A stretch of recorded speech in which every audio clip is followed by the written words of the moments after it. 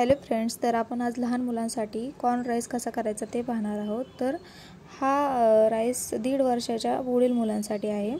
1.5 वर्षाच्या आतील मुलांना द्यायचा असेल तर आपण तो कॉर्न चिरून देण्यापेक्षा मिक्सरमधून बारीक करून दिलेला उत्तम आहे। तर ह्यासाठी आपण स्टीम केलेला कॉर्न घेतलेला आहे, तो बारीक चिरलेला आहे। त्याच्यानंतर तांदूळ व मूग डाळ घेतलेली आहे, ती छान धुवून घेतलेली आहे। नंतर एका पातेल्यामध्ये जिरं मोहरीची फोडणी देऊन कढीपत्ता टाकलेला आहे, तो छान मिक्स केलेला आहे। त्याच्यानंतर आपण जे चिरलेले कॉर्न आहेत ते त्याच्यामध्ये टाकलेले आहे, ते छान मिक्स करून घेतलेले आहेत। त्याच्यामध्ये हळद व मीठ टाकून तेही छान मिक्स करून घ्यायचे। चवीनुसार मीठ टाकायचे त्याच्यामध्ये। तुम्ही लहान मुलांना मीठ नसेल देत तरीही चालेल, मीठ नाही टाकलं तरीही चालेल।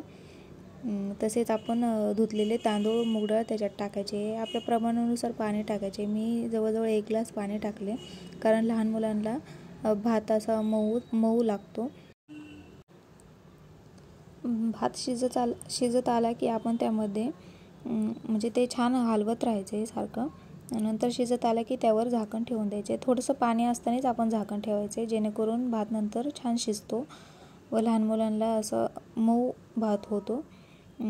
अशा प्रकारे आपला कॉर्न राईस तयार आहे लहान मुलांना देण्यासाठी। तुम्हाला माझा व्हिडिओ आवडल्यास मला नक्की सबस्क्राईब करा। धन्यवाद।